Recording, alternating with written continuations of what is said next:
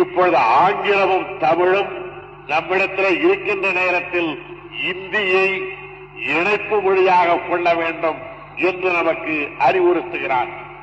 பெரியவர்கள் சொல்வதாலே சொல்லுகிறார்கள் என்று மட்டும் சொல்லக்கூடாது, அறிவுறுத்துகிறார்கள் என்றுதான் சொல்ல வேண்டும். அது உண்மையிலே அறிவின்பாற்பட்டதானால் ஏற்றுக்கொள்வதில் தமிழன் எப்பொழுதும் தயக்கம் காட்ட மாட்டான்.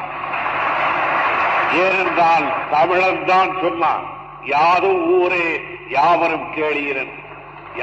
இதுவாக இருந்தாலும் என்னுடைய நாடுதான், எல்லோருமே என்னுடைய உறவினர்கள் தான் என்று 3000 ஆண்டுகளுக்கு முன்னாலே எடுத்துச் சொன்னவன் தமிழ் மகன் ஒருவன் தான்.